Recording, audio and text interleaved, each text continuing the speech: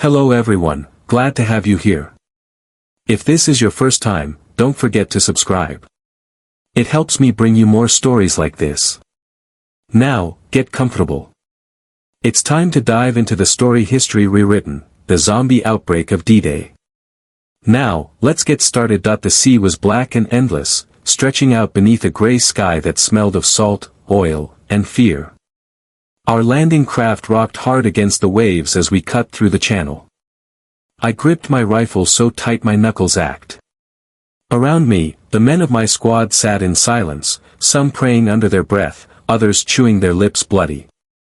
We were told this would be the longest day of our lives. The beginning of the end for the Nazis, the moment history would turn. But none of us really knew what that meant. We had been briefed about machine guns, barbed wire, artillery. We had been told the Germans would fight like hell to keep us off the French coast. We had been told to expect death. But what none of us expected was the silence. The horizon was lit by the thunder of naval bombardment. Battleships behind us hurled shells into the cliffs of Normandy. Explosions blooming like fiery flowers. The ground shook even from miles away. Normally we would have expected return fire. Heavy guns roaring back. Tracers slicing the sky. But the shoreline was dark and still. Not a single muzzle flash. Not a single answering shot. "Where the hell are they?" one of the guys muttered, his voice nearly swallowed by the growl of the boat's engine. Nobody answered. I shifted uncomfortably, staring past the steel ramp of the Higgins boat at the vague outline of the beach. The spray of the ocean stung my face, cold as knives. My stomach churned, but it wasn't seasickness. Something about the scene ahead noted at me. The silence felt wrong, like the world was holding its breath, waiting for something we weren't prepared for. A sergeant tried to break the tension with a joke, muttering about how maybe the Germans had already surrendered and gone home. A few men forced out nervous laughs, but the sound died quickly. No one really believed it. We'd all heard the stories.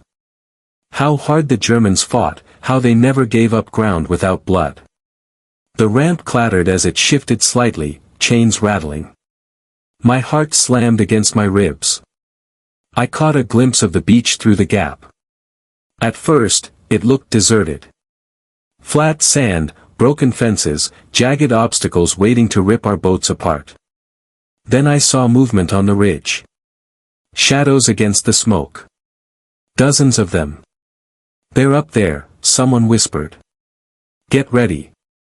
But the silhouettes didn't look right. They weren't soldiers in helmets crouched behind machine guns.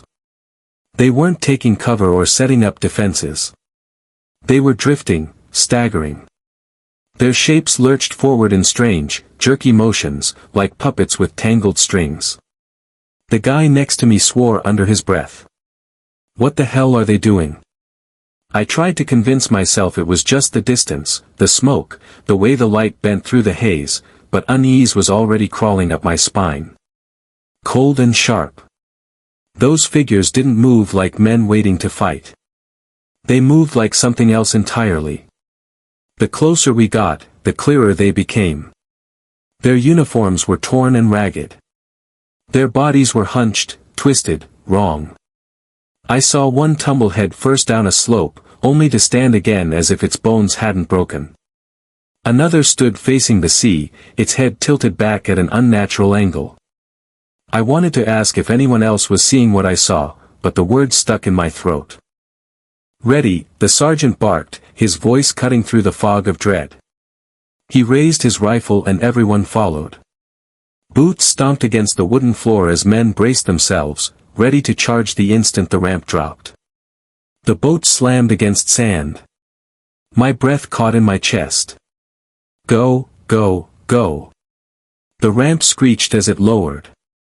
For a split second, I expected machine gun fire to rip us apart. But no bullets came. Instead, we were met with the sight of the figures on the beach turning toward us all at once. Dozens of faces, pale and ruined, jaws hanging open, eyes blank and lifeless. Their uniforms were stained dark with old blood. Some had holes in their helmets. Some were missing pieces of flesh. They weren't men waiting to fight. They were something dead, something hungry, and they were waiting for us. The ramp slammed down and sunlight flooded the boat. For a heartbeat, there was only silence.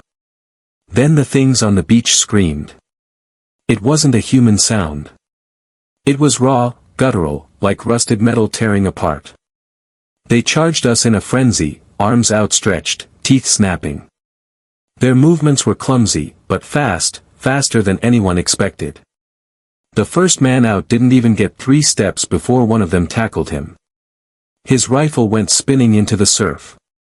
He screamed as teeth tore into his throat, spraying blood across the sand.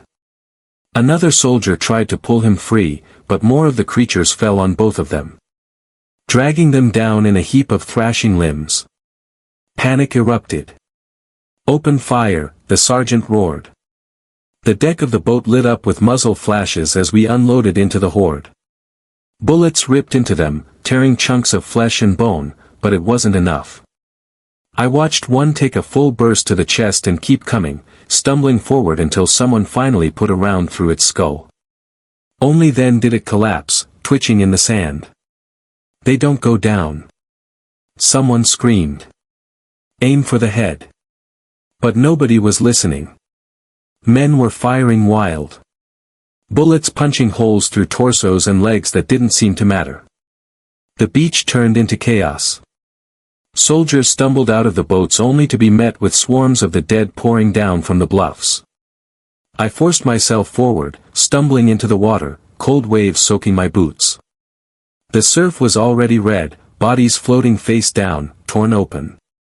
The screams were everywhere. Shouts for medics, cries for mothers, the choked gurgles of men being eaten alive. I raised my rifle and fired. One of the creatures dropped, the back of its skull exploding in a spray of bone. Another lunged at me, its mouth gaping wide, eyes clouded white. I jammed the barrel of my rifle into its teeth and pulled the trigger. The recoil nearly knocked me off my feet, but the thing fell, jaw split in 2. Around me, order collapsed completely. Officers tried to rally their men, but the dead swarmed too quickly. A corporal was dragged, screaming into the surf. Another soldier's flamethrower burst to life, the fire sweeping across the sand and igniting dozens of the creatures. Their bodies burned, but even then, they staggered forward, shrieking as they collapsed in flames. The radio on one of the men's backs crackled through the gunfire and chaos. All beaches reporting heavy contact. Enemy not human. I repeat, not human. God help us. They're everywhere. The transmission dissolved into static and screaming. I stumbled toward cover, a half-destroyed wooden barrier on the sand. 2 men crouched behind it, firing non-stop into the horde. One of them turned to me, his helmet tilted back, eyes wide with terror. "This wasn't supposed to happen," he muttered. His voice cracked. "We were supposed to fight Germans." Before I could answer, the other man screamed.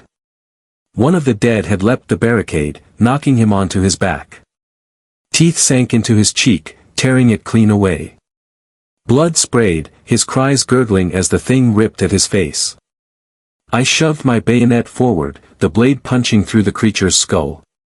It went limp instantly, collapsing across the dying soldier. The survivor beside me stared at me, trembling. "What the hell are they?" I had no answer. The beach was already lost. I could see it in the way the dead overwhelmed every landing craft, tearing through men before they even had a chance to fight. Some boats never even made it to shore, capsizing under the weight of swarming figures that waded into the surf, dragging soldiers down beneath the waves. "Fall back," the sergeant bellowed, his voice raw. "Find cover. Get off the beach." We ran, tripping over wreckage, bodies barbed wire. The ground was littered with helmets and rifles. The sand stained black and red. A tank that had barely made it ashore was already overrun. Its hatch pried open.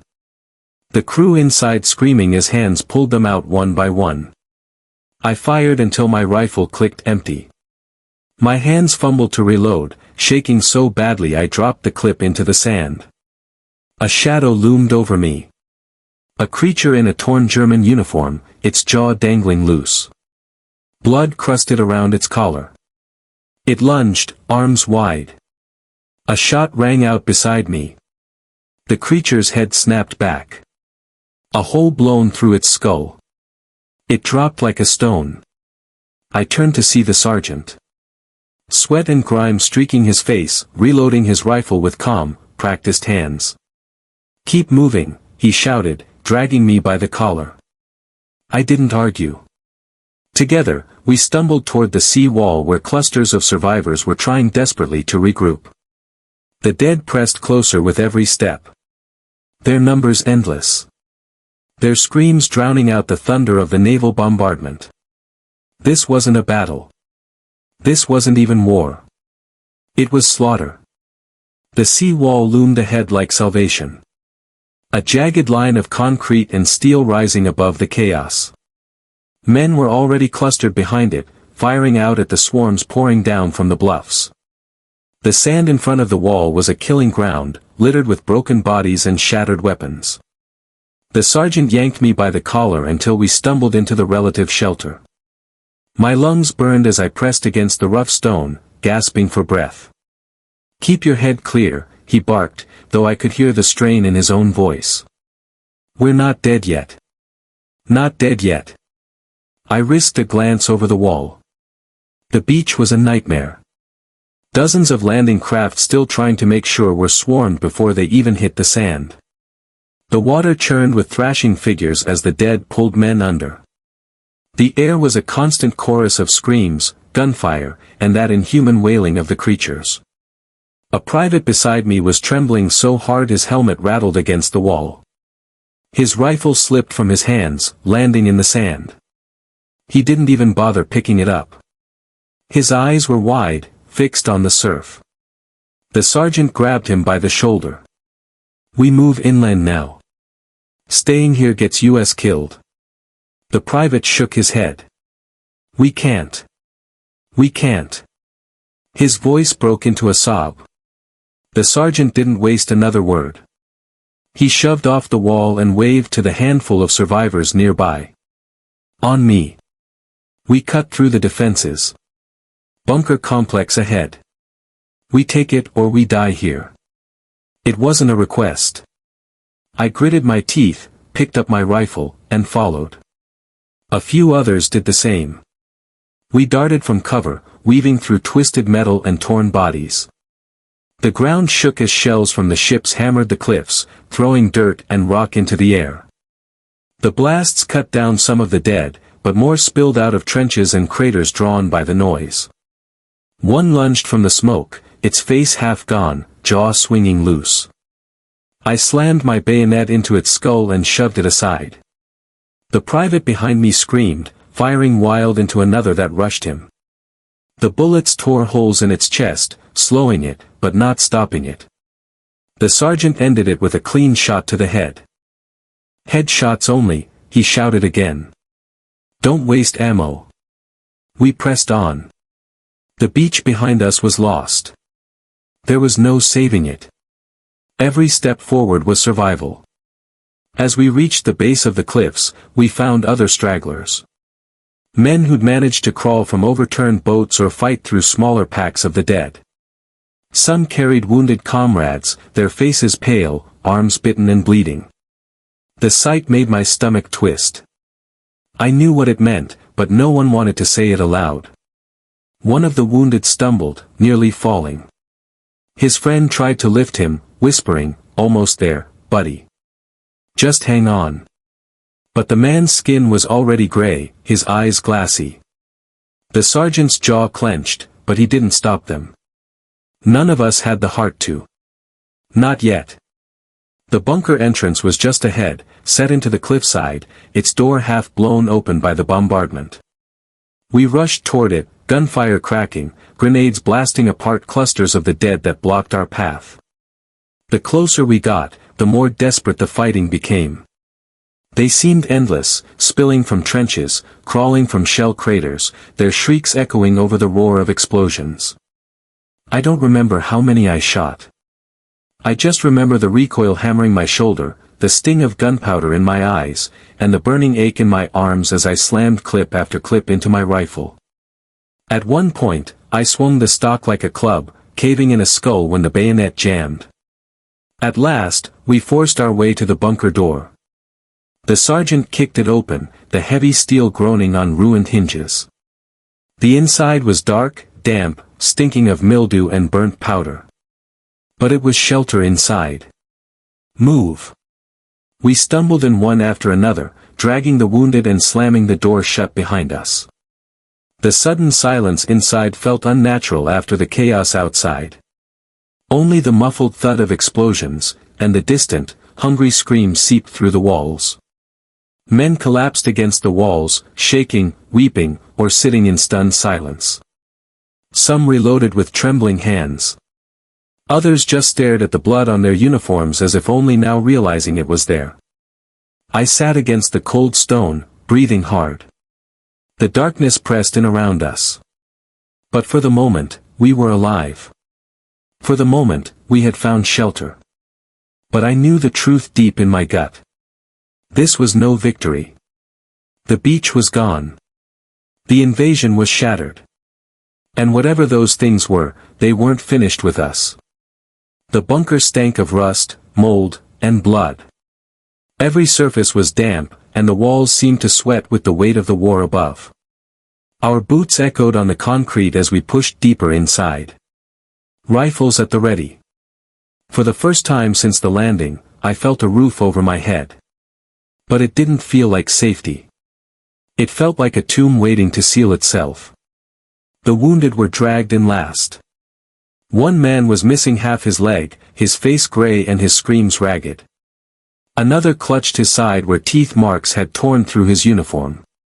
His buddy kept insisting it was just shrapnel, but we all knew what it really was. The bitten man's eyes were already glassy. We set them down against the wall. The place filled with groans, not just from the injured, but from our own men, whispering prayers or curses. The sergeant told us to check our ammo. I did.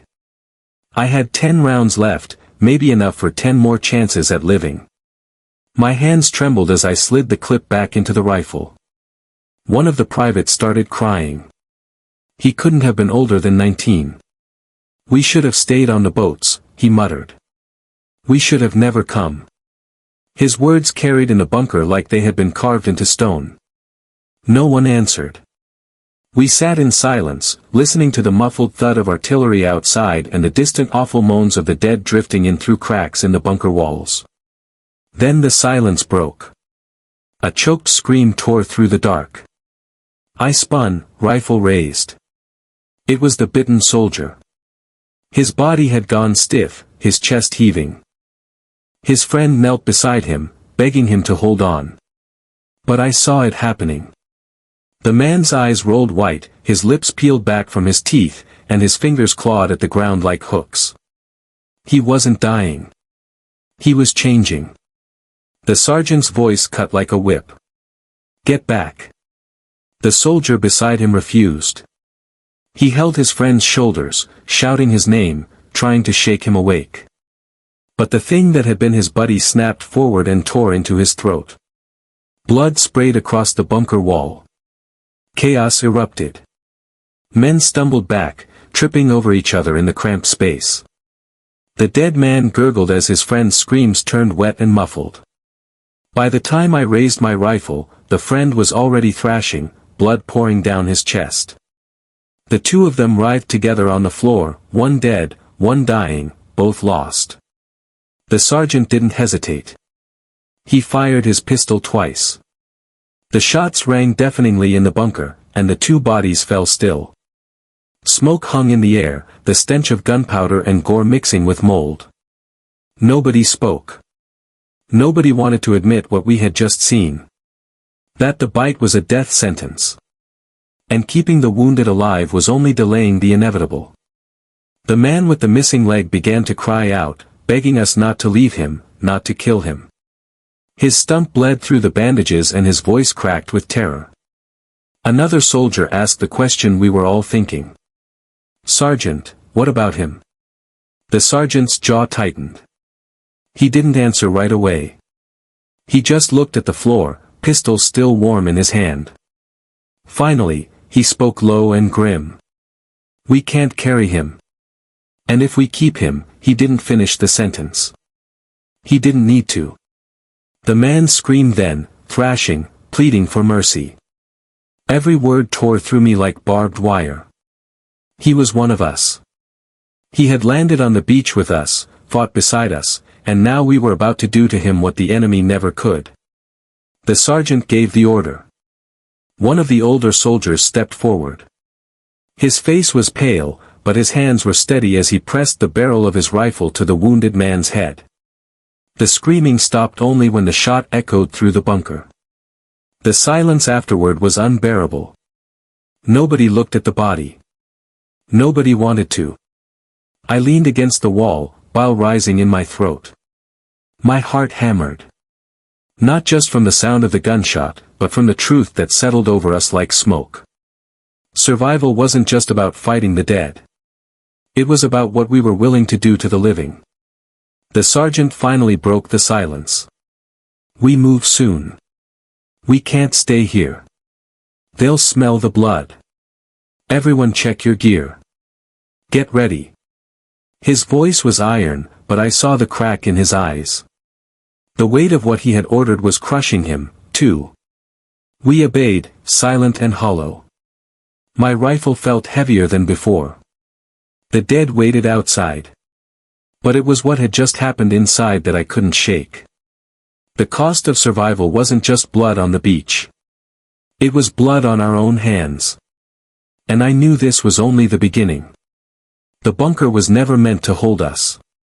It was a coffin carved from concrete with too many shadows and not enough air. The dead would be on us soon. We all knew it. The sergeant rallied us with a voice that cut through the gloom. "We move now. Ammunition tight. Stay quiet if you can. We're heading inland. Stick to me or you won't last 5 minutes out there." No one argued after what had just happened inside. Silence was our only answer. We filed toward the rear exit, a steel door warped from shellfire. It took 3 of us to shove it open. The screech of metal echoing down the hall. For a heartbeat, I swore that sound alone would summon the horde. Outside, the air hit us like fire. The sun was climbing, burning through the smoke and turning the battlefield into a furnace. The stench of charred flesh carried on the wind mixed with salt and gunpowder. The beach was far behind now, but the moans of the dead carried from every direction. Like the land itself was groaning. We advanced up a narrow trench carved into the hillside. Dirt crumbled under our boots. The trench had been German once, but now it was littered with corpses, some still in vermatched helmets, others in American uniforms. Not all of them stayed still.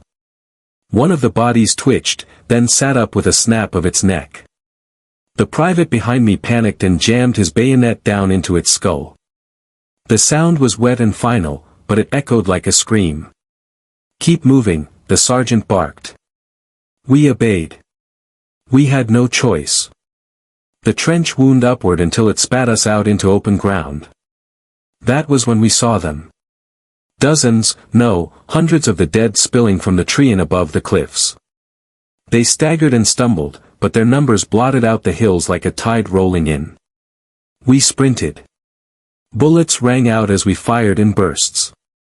Not to kill them all, but to clear just enough space to push through. My rifle bucked against my shoulder. A zombie in a tattered officer's coat lunged at me. I drove my bayonet into its chest, but it didn't stop. I had to twist the rifle up and jam the blade through its eye before it collapsed. My arms shook as I pulled the weapon free. The ground ahead was a nightmare. Burning hedge, craters filled with water and floating bodies. A wrecked Sherman tank smoldering in a ditch.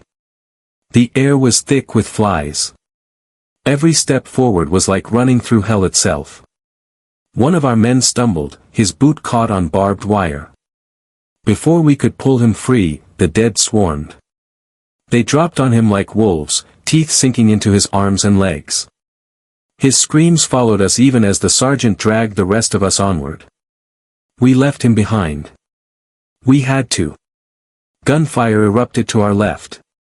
For one wild moment, I thought reinforcements had arrived. But when we turned, we saw the truth. Another squad of Americans, maybe a dozen, fighting in a crater. They were surrounded, backs pressed together, rifles blazing. The dead closed in from all sides. The sergeant hesitated. If we helped them, we'd risk being overrun ourselves. If we didn't, they were finished. His jaw clenched, torn between orders and survival. Fire! Cover them, he finally shouted. We unleashed everything we had. The trench walls cracked with our shots. Zombies dropped left and right, but more crawled over their corpses. The trapped soldiers seized the chance. They broke from the crater, scrambling toward us. Not all made it. I watched 3 men vanish beneath a wave of clawing hands, their screams silenced in seconds. The survivors, 5 of them, stumbled into our line, faces pale, uniforms soaked in blood. Together, we pushed on. The noise brought even more of the horde.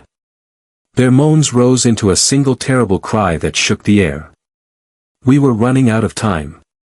Ahead, the ruins of a farmhouse stood like a blackened skeleton against the smoke. There, the sergeant shouted. We made for it, cutting down anything in our path. My rifle clicked empty. I rammed another clip home with shaking hands, barely aiming as I fired into the mass. The farmhouse loomed closer. One of the survivors fell, dragged down in the mud by grasping hands. Another turned his flamethrower on the pack and fire roared to life. The flames lit the field in orange, consuming both dead and living alike. The man screamed as fire washed over him, but the blaze bought us seconds. Seconds we used to reach the farmhouse door. We kicked it open and poured inside. The sergeant and 2 others slammed it shut, throwing beams and debris across it as a makeshift barricade. The walls shook with the pounding of fists. The moans outside swelled, hungry and endless. Inside, we collapsed against the soot-stained walls, lungs burning, ears ringing. We had made it another step inland, but at what cost? We had lost more men than we had saved. And the dead weren't stopping. They never stopped. The farmhouse smelled of smoke and rot. Broken furniture lay scattered. Bullet holes riddled the walls. Someone whispered a prayer. Someone else sobbed. The sergeant looked at us, his face gaunt in the dim light. We can't stay here long. They'll tear this place apart. Rest while you can. When night falls, we move again. I sank to the floor, rifle across my lap. Outside, the pounding of the dead never stopped. Their fists drummed against the wood like a funeral march. This was no battlefield anymore. This was purgatory, and we were still marching through it. The pounding on the farmhouse walls had never stopped. All night the dead hammered and clawed, their fists like drums against the wood. We tried to rest, but every slam jolted us awake. The boards bent with every strike, and the moans outside rose like a choir of hunger. The sergeant kept watch near a cracked window. His face was pale in the moonlight, eyes hollow from exhaustion. When dawn broke, he gave the order. We move. If we wait here, we die here. We never got our chance in the night. The pounding pinned us down. Now dawn is all we have. We gathered what little ammunition we had left. My rifle carried barely 2 clips. A few grenades were passed around like they were gold. One of the rescued soldiers still had a flamethrower, but the tank was half empty. The sergeant's plan was simple and desperate. Break out, push toward the hedge, and pray we found another squad or stronghold. The barricade groaned as we pulled it down. Sunlight spilled inside, and with it came the shadows of the dead, pressing against the door. When we shoved it open, the horde flooded forward. We fired into the mass, each shot deliberate. Heads burst, jaws shattered, and bodies collapsed, only to be replaced by more. The flamethrower hissed, spewing fire across the front line, buying us precious seconds as we broke into the open. Smoke and ash filled the air. The farmyard was worse than we feared. Dozens more lurched from the fields, drawn by the commotion. Their uniforms hung in tatters, skin blistered by fire and rot. One still wore a German officer's cap, the brim soaked in dried blood. We sprinted, cutting through them like knives through water.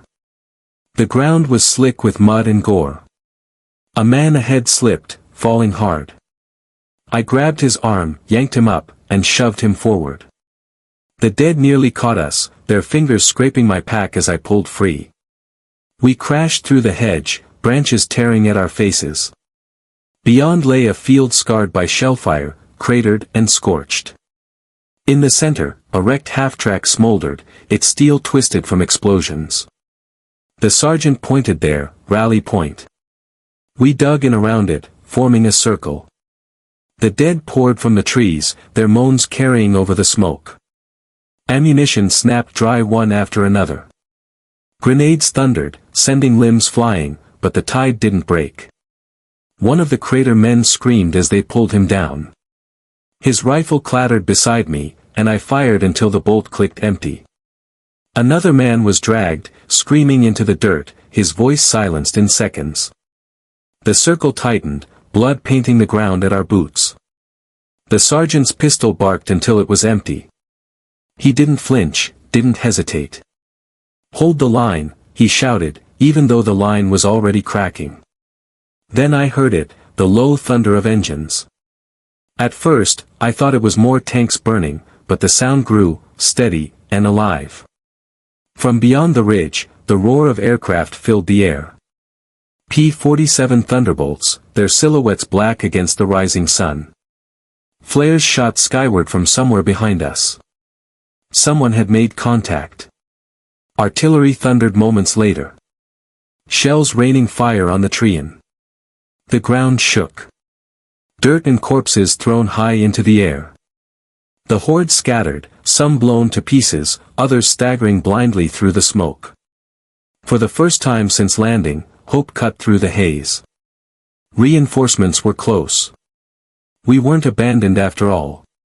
The sergeant seized the moment. "This is our chance. Move now." We broke from the half-track, sprinting through the smoldering field as shells pounded behind us. My lungs burned, legs screaming with every step. But I didn't stop. None of us did. The smoke thinned and I glimpsed movement ahead. Silhouettes of more Americans, rifles raised, waving us forward. Survivors, allies, a chance.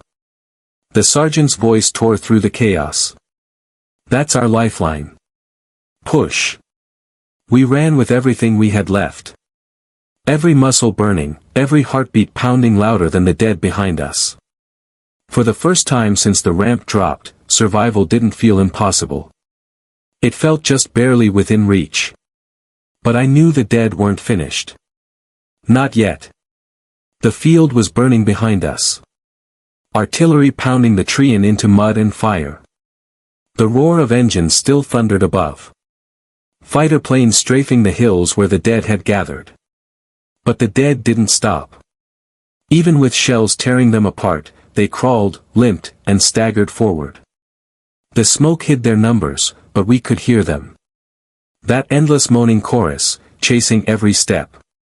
The sergeant waved us on, his voice raw. "Move. Don't stop. We're close." We stumbled across the cratered field, ducking when machine guns rattled ahead. For one awful moment, I thought we had stumbled into German fire at last.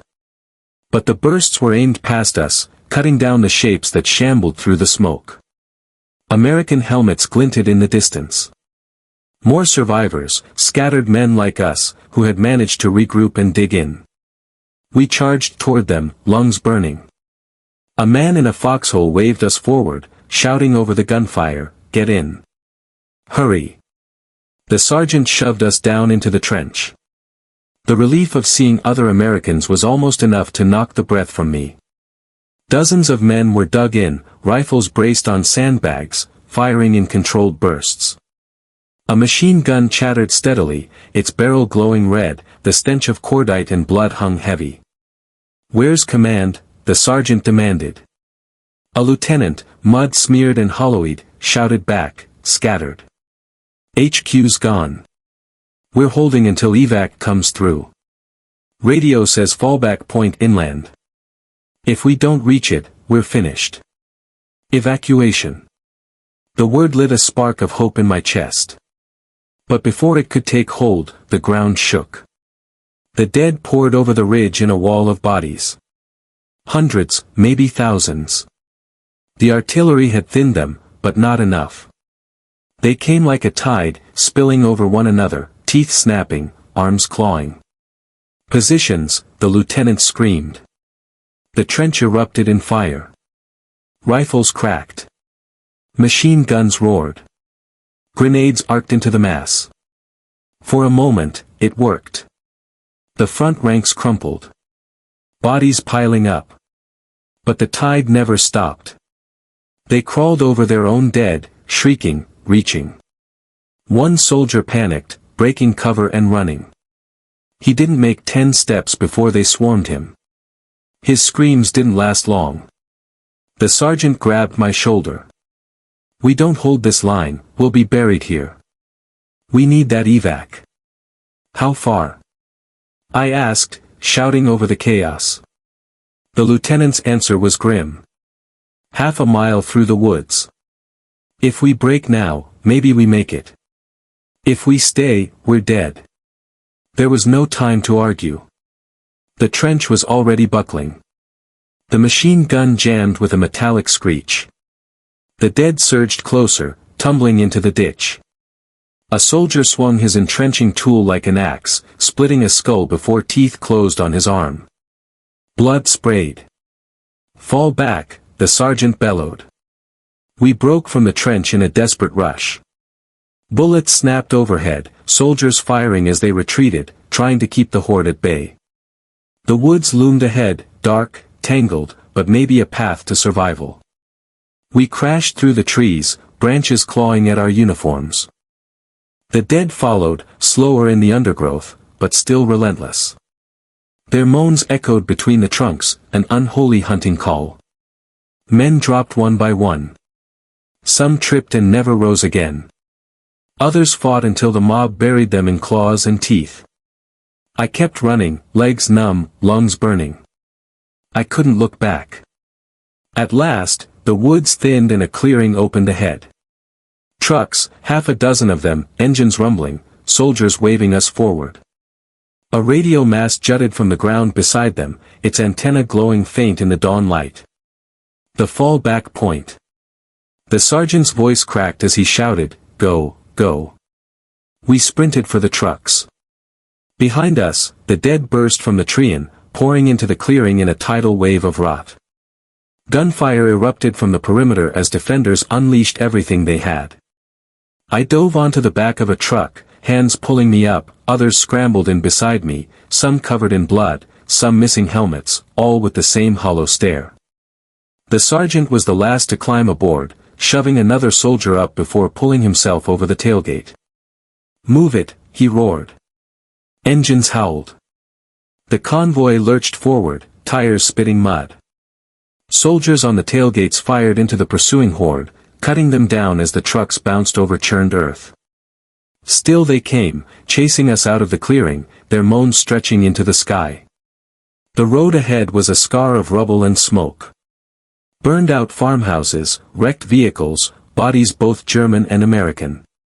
The trucks swerved around obstacles, never slowing. For miles, the dead chased us. Some clung to the trucks, clawing at boots and packs until they were beaten loose. One dragged itself onto the tailgate, its jaw unhinged, teeth snapping inches from my arm. I shoved my bayonet forward, steel punching through its skull. It tumbled away, vanishing beneath the wheels. Finally, mercifully, the sound of pursuit thinned. The trucks roared onto a road lined with friendly armor. Shermans, half-tracks, even field guns. Soldiers cheered as we rolled past, their fire cutting down the last stragglers of the horde. For the first time since the ramp dropped, I felt something close to relief. We had made it. Not victory, not even safety, but escape. The sergeant leaned against the truck's side, his face drawn and pale. He met my eyes, voice rough. Remember this. The dead don't stop. Not for trenches, not for bullets, not for anything. Wherever we go, they'll follow. I looked back. The smoke of the battlefield curled on the horizon. The moans of the horde, faint, but still there, carried on the wind. He was right. We had escaped for now. But the war had changed. The dead were part of it now, and they weren't finished. The convoy rolled for miles before the guns behind us finally faded. The road wound through ruined fields and shattered villages, every mile lined with the wreckage of war. Burned-out tanks, horses lying in the mud, farmhouses torn open like broken teeth. For the first time in what felt like years, the moans of the dead were far behind. No one spoke. The trucks rattled and groaned, carrying men who looked less like soldiers and more like ghosts. Helmets hung loose. Uniforms were caked in dried blood. Rifles clutched more from habit than purpose. The only sound was the engine's growl and the hollow thud of boots shifting as we swayed with the bumps. I stared at the sky. The smoke was thinner here, the sun brighter. Birds wheeled high above. As if none of what we'd endured on the beach or in the bunkers had ever happened. For a moment, I let myself believe we'd outrun it. That the nightmare had drowned in the surf. But I knew better. The sergeant sat across from me, jaw set, eyes shadowed. Since the convoy started rolling, he'd barely said a word. His hand rested on his rifle like it was part of him. Finally, he broke the silence. "This isn't over," he said, voice low but certain. "What we saw today, it spreads. Men bit and turn. Doesn't matter if it's minutes or hours. They change. We leave them behind, but they don't stay behind." No one answered. No one had to. We all knew the truth of it. The truck slowed as the convoy reached a crossroads where engineers had raised makeshift barricades. More soldiers waved us through, their eyes wide when they saw our numbers, or what was left of them. We were funneled into a field where tents had been pitched in a rush. Medics shouted orders, guiding the wounded onto stretchers. Chaplain moved quietly among the men, offering words that sounded more like apologies than prayers. I climbed down from the truck, and my legs nearly gave out. The field was crowded with survivors from other beaches. Some bandaged, some missing limbs, some staring at nothing. There were fewer of us than there should have been. Far fewer. A general stood on the bed of a jeep, shouting to make himself heard. "The invasion continues. Reinforcements are coming. We hold this ground. We push inland. Whatever we face, we drive them back." His words rang with steel, but his eyes betrayed him. He hadn't seen what we had seen. The sergeant pulled me aside, speaking under his breath. "They'll learn soon enough. The dead don't care about lines on a map. They don't break. They don't surrender. This isn't just Normandy. This is everywhere." I wanted to argue, to tell him he was wrong, that this was an outbreak confined to the beaches. But deep down, I felt it, too. The silence of the landing, the tide of bodies that never seemed to end. The way every scream had been swallowed in the same hunger. It wasn't local. It was a plague. As night fell again, I sat near the field's edge, staring at the horizon. The guns were still thundering in the distance, but the echoes felt different now. They weren't fighting Germans alone. They were fighting the dead. A medic walked past, carrying a lantern. Behind him, a wounded soldier groaned on a stretcher, his eyes half closed, lips moving soundlessly. His skin was gray, his arm was bandaged thick, but dark stains spread through the cloth. The medic didn't notice, but I did. The lantern's light caught the man's eyes as they rolled back, milky white. His jaw twitched, his hand clenched, and I knew before the first scream tore through the camp that the nightmare had followed us inland. It had never been left behind. Thank you so much for taking the time to listen to this story today. Hoping to see you all again very soon. Till then, sweet dreams.